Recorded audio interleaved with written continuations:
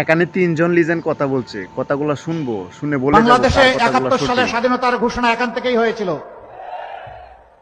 আপনাদেরই এক গর্বিত সন্তান সবার আগে চিৎকার দিয়ে বলেছিলেন উই রিবর্ন।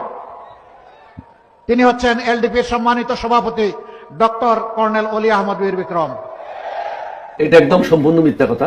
শহীদ রাষ্ট্রপতি জিয়াউর রহমান বেতার কেন্দ্রে গেলেন, আমিও গেলাম।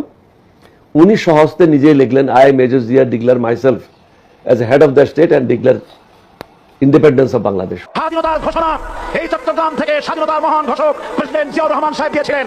এই চট্টগ্রাম থেকেই এখানে তিনজন লিজেন্ড কথা বলছে, কথাগুলো শুনবো, শুনে বলে যাবো বাংলাদেশে কার কথাগুলো ৭১ সালে সঠিক। স্বাধীনতার ঘোষণা এখান থেকেই হয়েছিল। আপনাদেরই এক গর্বিত সন্তান সবার আগে চিৎকার দিয়ে বলেছিলেন উই রিবর্ন। তিনি হচ্ছেন এলডিপির সম্মানিত সভাপতি ডক্টর কর্নেল অলি আহমদ বীর বিক্রম। এটা একদম সম্পূর্ণ মিথ্যা কথা। শহীদ রাষ্ট্রপতি জিয়াউর রহমান বেতার কেন্দ্রে গেলেন, আমিও গেলাম। উনি সহস্তে নিজেই লিখলেন, I major Zia declare myself as head of the state and declare independence of Bangladesh. স্বাধীনতার ঘোষণা এই চট্টগ্রাম থেকে স্বাধীনতার মহান ঘোষক প্রেসিডেন্ট জিয়াউর রহমান সাহেব দিয়েছিলেন। এই চট্টগ্রাম থেকেই